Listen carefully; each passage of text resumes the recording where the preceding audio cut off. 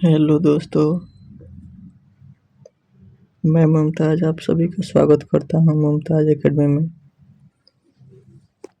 आज हम लोग का दूसरा क्लास है जीके जीएस का।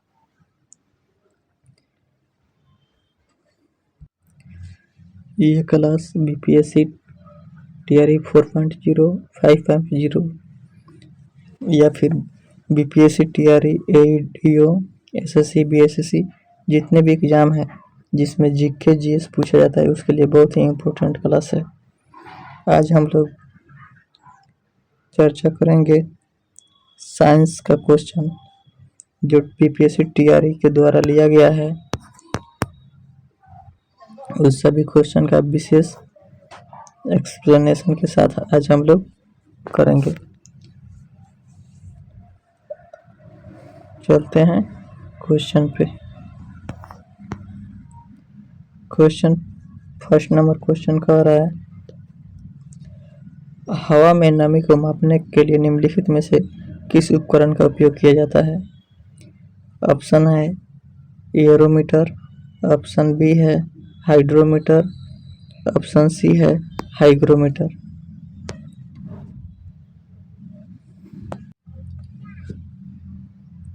एरोमीटर का इस्तेमाल हम लोग हवा या अन्य गैसों के घनत्व के मापने के लिए इसका इस्तेमाल किया जाता है एरोमीटर का। दूसरा है हाइड्रोमीटर। हाइड्रोमीटर का उपयोग तरल के विशिष्ट गुणवत्ता को मापने के लिए किया जाता है। तो बच गया कौन? Option number C hygrometer. Option number C सही है। हवा मापने के लिए हम लोग हाइग्रोमीटर का इस्तेमाल करते हैं। चलते हैं अगले क्वेश्चन पे। Question number 2। क्वेश्चन नंबर 2 कह रहा है, चुंबकीय क्षेत्र है। चुंबकीय क्षेत्र क्या होता है? अदिश राशि या सदिश या फिर आयामहीन रहित होता है। तो इसका सही आंसर हो जाएगा ऑप्शन नंबर बी, सदिश राशि होता है। सदिश उसको बोलते हैं जिसमें दिशा और परिमाण दोनों हो।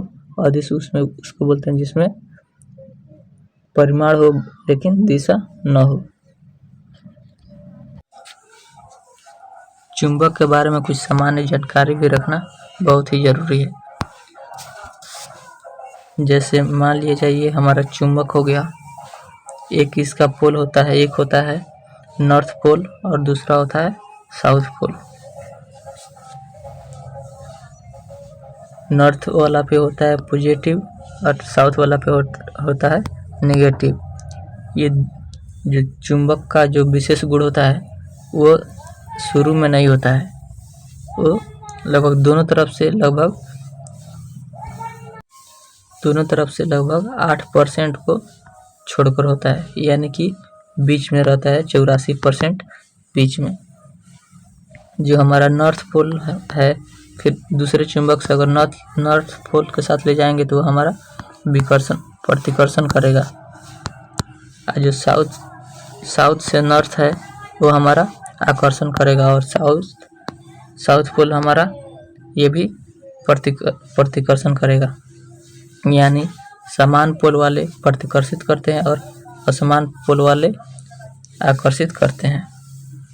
जो स्वतंत्र चुंबक होता है वो लगभग 18 डिग्री झुकता है। चुंबकीय क्षेत्र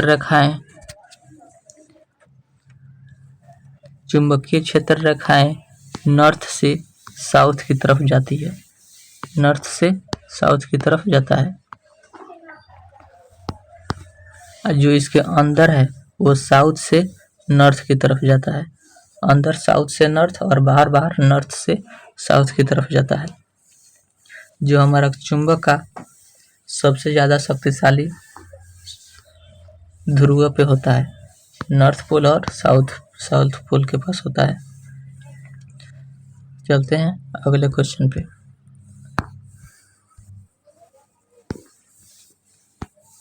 इसका सही आंसर हो जाएगा ऑप्शन नंबर बी, सदिश राशि है।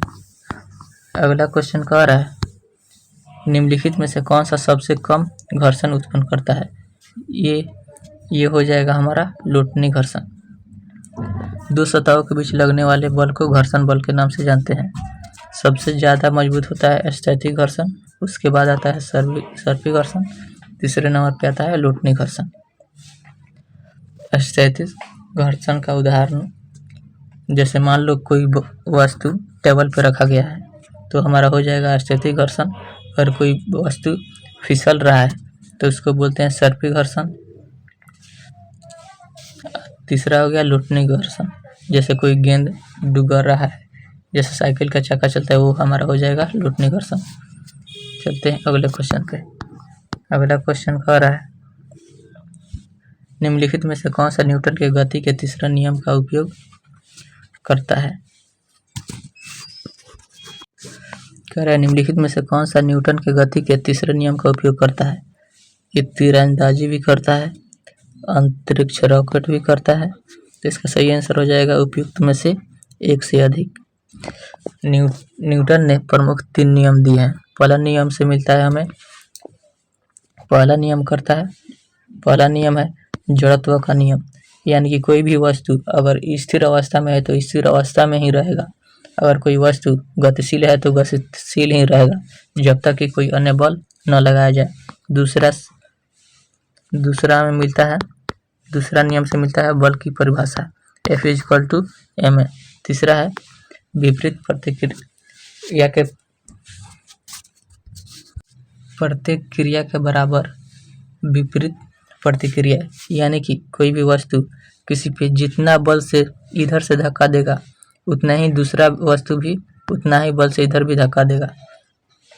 जैसे रॉकेट का ऊपर उड़ना, जितना गति से वो आगे बढ़ता है उतना ही गति से यह पीछे ढकेलता है तब आगे बढ़ता है।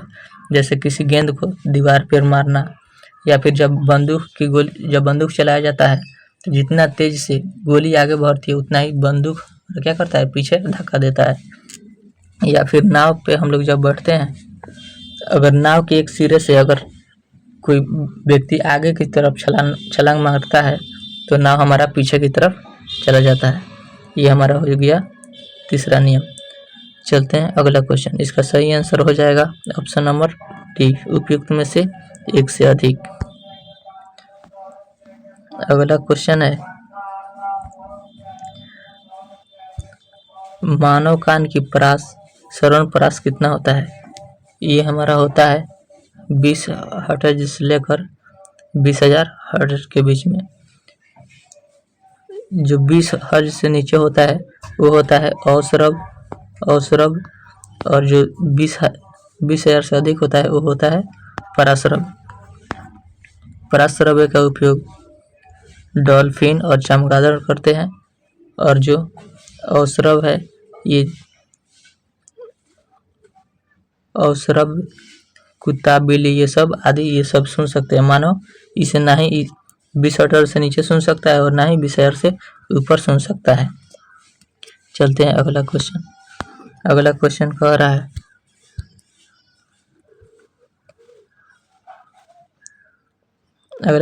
है निम्नलिखित में से कौन सी विद्युत चुंबकीय तरंग नहीं है।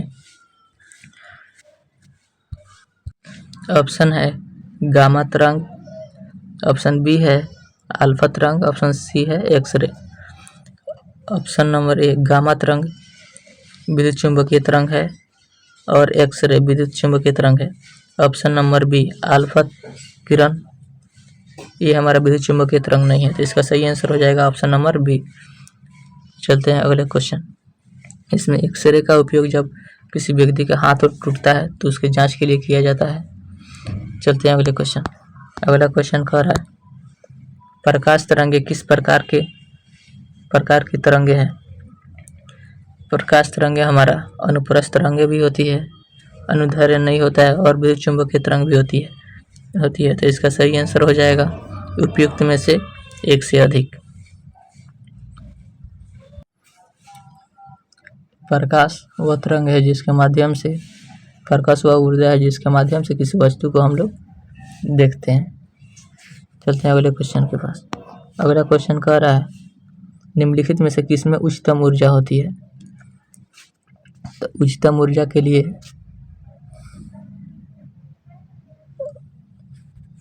उच्चतम ऊर्जा के लिए एक ट्रिक है, VIBGYO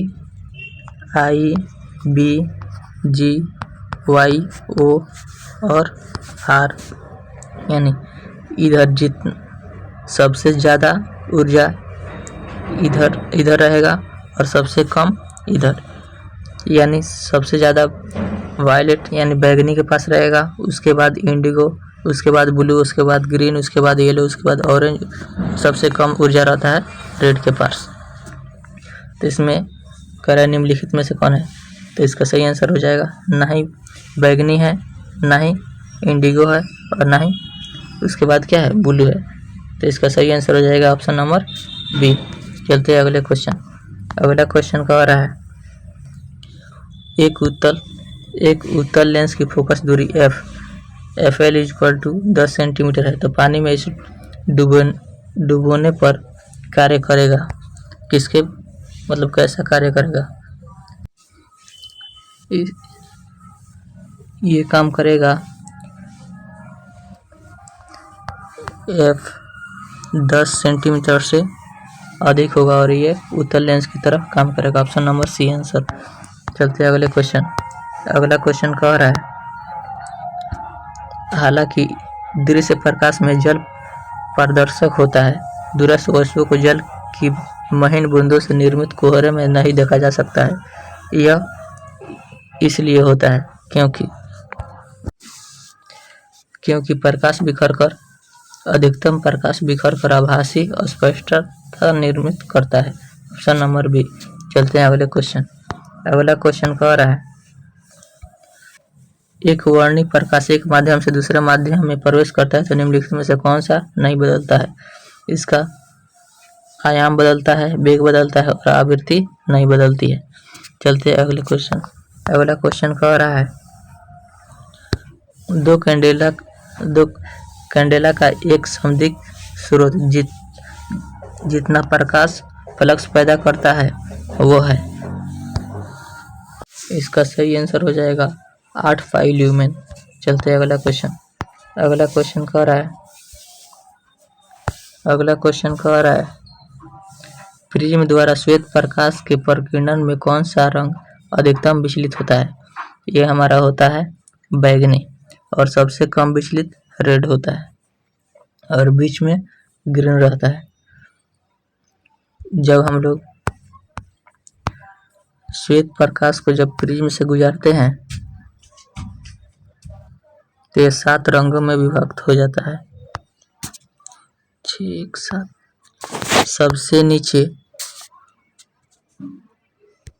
सबसे नीचे होता है वायलेट बैगनी और सबसे ऊपर होता है रेड। तब क्वेश्चन क्या कह रहा है प्रिज्म से श्वेत प्रकाश के प्रकीर्णन में कौन सा रंग अधिकतम विचलित होता है। ये हमारा है बैगनी। चलते हैं अगले क्वेश्चन। अगला क्वेश्चन कह रहा है ये सब PYQ है, BPSC TRE के द्वारा जितना क्वेश्चन पूछा गया है ये साइंस का पूरा क्वेश्चन है। अगला क्वेश्चन कह रहा है एक सामान्य नेत्र लेंस की नाभिक दूरी होती है, ये कितना होता है। ये लगभग 2 सेंटीमीटर होता है और जो स्पष्ट न्यूनतम दूरी होता है हमारा 25 सेंटीमीटर और सबसे दूर स्पष्ट दूरी होती है वो होता है अनंत। 25 सेंटीमीटर से अगर कम दूरी के पास करके कोई किताब पढ़ने का या फिर कुछ देखने का कोशिश करेंगे वो धुंधला दिखलाई देगा। जैसे हम लोग किताब को आँख के पास ज़्यादा ले जाकर देखेंगे तो वो स्पष्ट नहीं दिखाई देगा। स्पष्ट देखने के लिए कम से कम 25 सेंटीमीटर की दूरी होना आवश्यक है। इसी के कारण जब हम लोग क्लास में बैठते हैं लोग तो जो डेस्क होता है और बेंच दोनों के बीच की दूरी लगभग 25 सेंटीमीटर होती है ताकि हम लोग आसानी से पढ़ सके। चलते हैं अगले क्वेश्चन। अगला क्वेश्चन कह रहा है जब प्रिज्म से गुजारने पर सबसे अधिक अपरिवर्तित होने वाला रंग कौन सा है। तो अभी बताए हैं थोड़ा देर पहले वो है हमारा बैगनी। चलते हैं अगला क्वेश्चन।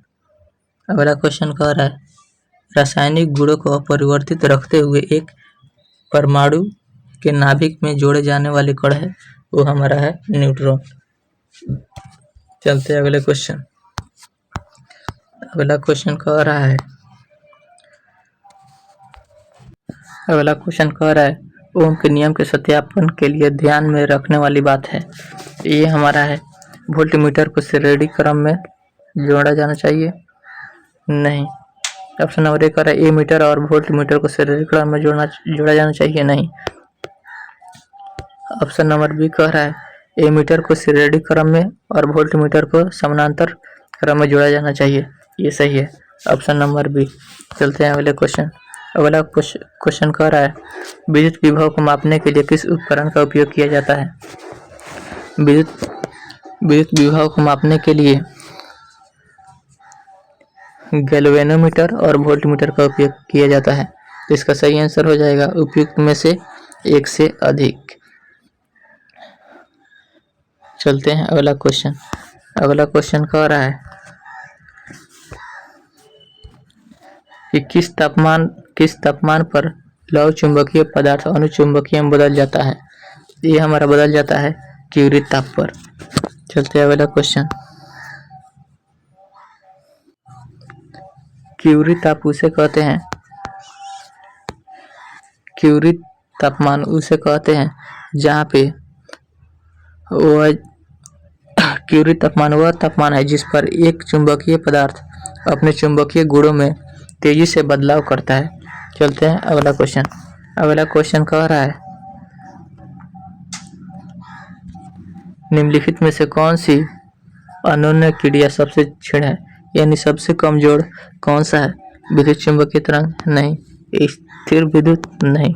ये सबसे कमजोर हमारा है गुरुत्वीय बल, यानी ग्रेविटेशनल फोर्स सबसे बहुत ही कम है।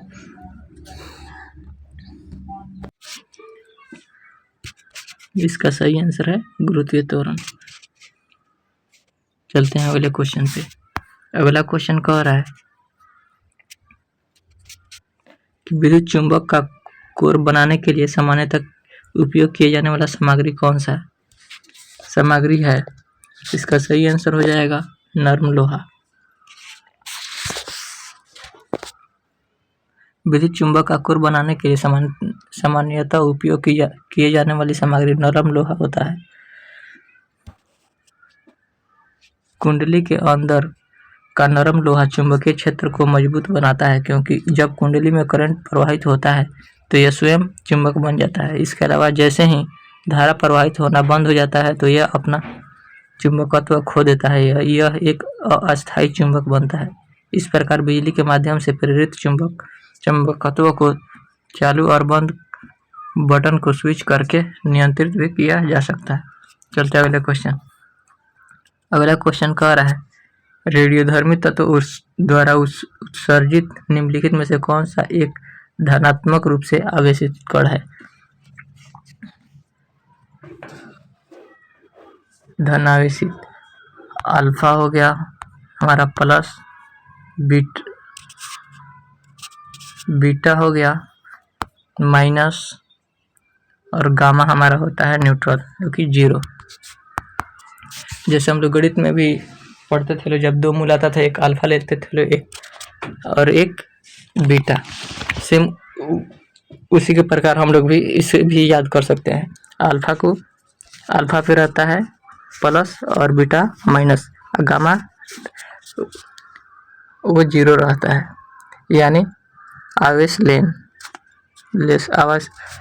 लेस रहता है, यानी कि उदासीनीकरण उदास रहता है। चलते हैं अगले क्वेश्चन। अगला क्वेश्चन कह रहा है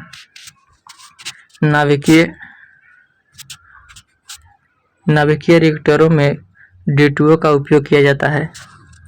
ये ईंधन के रूप में किया जाता है कि ड्यूट्रॉनों के स्रोत में किया जाता है या मंदक के रूप में किया जाता है। इसका उपयोग मंदक के रूप में किया जाता है। नाभिकीय रिएक्टरों में D2O का उपयोग मंदक के रूप में किया जाता है। D2O को भारी जल भी बोला जाता है, जहाँ पर ये इलेक्ट्रॉन को धीमा करने के लिए न्यूट्रॉन मोनोटेटर के रूप में भी कार्य करता है, ताकि यूरेनियम 238 की तुलना में विखंडनीय यूरेनियम 235 के साथ प्रक्रिया करने की अधिक संभावना हो, जो विखंडन के बिना न्यूट्रॉन को पकड़ लेता है। भारी जल यह एक यौगिक है जो ऑक्सीजन और ड्यूटेरियम से बना होता है, जो हाइड्रोजन या हाइड्रोजन के एक भारी आइसोटोप्स है। यह 2H या D द्वारा सूचित किया जाता है। भारी जल को ड्यूटेरियम ऑक्साइड भी कहते हैं, इसी को ड्यूटेरियम ऑक्साइड भी कहते हैं। चलते हैं अगले क्वेश्चन को। अगला क्वेश्चन कह रहा है किसी विखंडनीय द्रव का क्रांतिक द्रव्यमान होगा। ऑप्शन ए कह रहा है 1 किलोग्राम समतुल्य। एक बी कह रहा है श्रृंखला अभिक्रिया हेतु आवश्यक न्यूट्रॉन न्यूनतम द्रव्यमान। ऑप्शन सी कह रहा है 10 के पावर 10 जूल के समतुल्य का द्रव्यमान। तो इसका सही आंसर क्या होगा? इसका सही आंसर हो जाएगा हमारा ऑप्शन नंबर बी, श्रृंखला अभिक्रिया हेतु आवश्यक न्यूनतम द्रव्यमान। चलते हैं अगले क्वेश्चन। अगला क्वेश्चन कह रहा है स्वतंत्र रूप से पृथ्वी की ओर गिराते हुए पिंड की कुल ऊर्जा क्या होगी? बढ़ेगी या घटेगी या स्थिर रहेगी? इसका सही आंसर हो जाएगा ऑप्शन नंबर सी, यह स्थिर रहेगी। ऊर्जा संरक्षण के नियम के अनुसार ऊर्जा को नहीं हम लोग नष्ट कर सकते हैं, नहीं उत्पन्न कर सकते हैं। ऊर्जा हमारा क्या होता है? एक रूप से दूसरे रूप में परिवर्तित होता रहता है। चलते हैं अगले क्वेश्चन। अगला क्वेश्चन कह रहा है अगला क्वेश्चन भू स्थिर उपग्रह घूमता है। भू स्थिर उपग्रह हमारा कहाँ घूमता है? ऑप्शन नंबर ए ध्रुवों के ऊपर की भी ऊंचाई पर, या फिर स्थिर ऊंचाई पर, या उस ऊंचाई पर जो द्रव्यमान पर निर्भर हो। हमारा सही आंसर हो जाएगा ऑप्शन नंबर बी, स्थिर ऊंचाई पर घूमता है। पृथ्वी के चारों ओर परिक्रमा कर रहे किसी कृत्रिम ग्रह का वह वृत्तीय पथ जिस पर वह पृथ्वी के समान ही स्थिर ऊंचाई पर पश्चिम से पूर्व की दिशा में घूर्णन करता है, तो ऐसे उपग्रह को भू-स्थितिक उपग्रह कहते हैं। यह उपग्रह पृथ्वी तल से लगभग 36,000 किलोमीटर की ऊंचाई पर स्थित होता है। चलते हैं अगले क्वेश्चन। अगला क्वेश्चन कह रहा है एक भू-स्थिर उपग्रह की अनुमानित ऊंचाई कितनी होती है? लगभग हमारा कितना होता है? 36,000 किलोमीटर। तो 36,000 किलोमीटर लगभग 35,000 किलोमीटर के लपेट में जाएगा, सन्निकटमान हो जाएगा, इसलिए इसका सही आंसर हो जाएगा ऑप्शन नंबर ए। चलते हैं अगले क्वेश्चन। अगला क्वेश्चन कह रहा है किसी चालक का प्रतिरोध समानुपाती होता है। इसका सही आंसर हो जाएगा ऑप्शन नंबर सी। इसका सही आंसर हो जाएगा ऑप्शन नंबर सी, उसकी लंबाई के।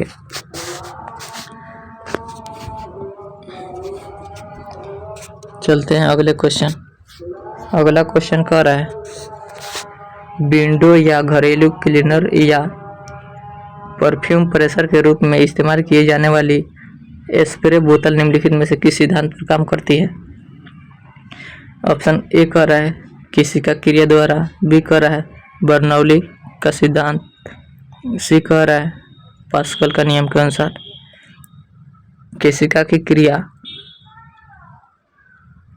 केशिकत्व की क्रिया के कारण जो हमारा ललटेन पहले के जमाने में चलता था, ललटेन में जो तेल जब बत्ती के माध्यम से ऊपर चलता है उस प्रक्रिया को हम लोग केशिकत्व की प्रक्रिया कहते हैं। या जो रुई से दिया बनाया जाता है, जो दीप बनाया जाता है उसमें डाला जाता है, वो मतलब तेल जो ऊपर चढ़ता है वो केशिकत्व या केशिका के क्रिया द्वारा ही ऊपर चढ़ता है। ऑप्शन नंबर बी इसका सही आंसर हो जाएगा बी, बर्नौली सिद्धांत के अनुसार। बर्नौली के सिद्धांत पे काम करता है। इस सिद्धांत के अनुसार सिद्धांत पर कार्य करता है। इस सिद्धांत के अनुसार किसी बहने वाले द्रव्य की कुल यांत्रिक ऊर्जा यानी कि द्रव्यमान ऊर्जा, स्थितिज ऊर्जा और गतिज ऊर्जा नियत रहती है। अर्थात जिस स्थान पर द्रव्य का वेग कम होता है वहाँ दाब अधिक हो जाता है, और जिस स्थान पर द्रव्य का वेग अधिक होता है वहाँ दाब कम हो जाता है। इसी के कारण ही जो हमारा जो हेलीकॉप्टर जो उड़ा, हेलीकॉप्टर बोल रहे हैं, हेलीकॉप्टर भी उसी के सिद्धांत पर उड़ता है, और जो एरोप्लेन होता है ये भी उसी के बर्नौली के सिद्धांत के अनुसार ही सिद्धांत पे ही उड़ता है। या फिर जो जब आंधी आती है तो किसी झोपड़ी का छप्पर उड़ जाता है, ये भी बर्नौली के सिद्धांत के अनुसार ही उड़ता है, सिद्धांत के कारण ही उड़ता है। चलते हैं अगला क्वेश्चन। अगला क्वेश्चन कह रहा है, एक व्यक्ति पृथ्वी पर अधिक भार किस स्थिति में ढकेल सकता है? ये ढकेल सकता है खड़े होने की स्थिति में। खड़े होने की स्थिति में अधिक ढकेल सकता है। इसका ऑप्शन नंबर क्या है? ऑप्शन नंबर एक कह रहा है बैठने की स्थिति, खड़े होने की स्थिति, जमीन पर लेट जाने की। ऑप्शन नंबर इसका क्या होगा? ऑप्शन नंबर बी आंसर होगा। खड़े होने की स्थिति में अधिक ढकेल सकता है। अब हमारा क्लास होता है खत्म, आने वाला है और एक और क्लास चलेगा शाम में 8 बजे। ये प्रेस्टिक सेट होगा जिसमें लगभग 150 क्वेश्चन, यानी सभी विषय का क्वेश्चन होगा। लगभग 15 सब सब्जेक्ट का, 15 हिस्ट्री, 15 मैथ, 15 साइंस, लगभग सभी सब्जेक्ट का क्वेश्चन होगा। और ये सबसे फास्ट सीरीज होगा। इसमें एक्सप्लेनेशन नहीं होगा, केवल क्वेश्चन ही हम लोग करेंगे। जैसे मान लिया जाए एक दिन में 150 किया जाता है और महीना में हम लोग डेली कर ले तो हो जाएगा 15 या 45। लगभग एक महीना में 4500 से अधिक क्वेश्चन हम लोग कर लेंगे। ऐसे ही अगर मान लो ऐसे ही 3 महीना अगर किया जाए तो बहुत ज़्यादा क्वेश्चन हो जाएगा, और एग्ज़ाम में आने का और टकराने का भी संभावना बहुत ज़्यादा हो जाएगा। क्योंकि किसी भी एग्ज़ाम में कोई भी क्वेश्चन बनता है तो ज़्यादातर ही जो पहले पूछे गए प्रश्न होते हैं कोई किसी एग्ज़ाम में, उसी के अनुसार ही क्वेश्चन बनता है। इसलिए हम लोग एक और क्लास आएगा शाम 8 बजे, वो डेली शाम 8 बजे आएगा, जिसमें से केवल प्रेस्टिक हम लोग करेंगे सेट के माध्यम से। आज हम लोग का पहला क्लास होगा। अगर क्लास अच्छा लगे तो अपने दोस्तों में शेयर कीजिए। फिर मिलते हैं अगले क्लास में, तब तक की धन्यवाद।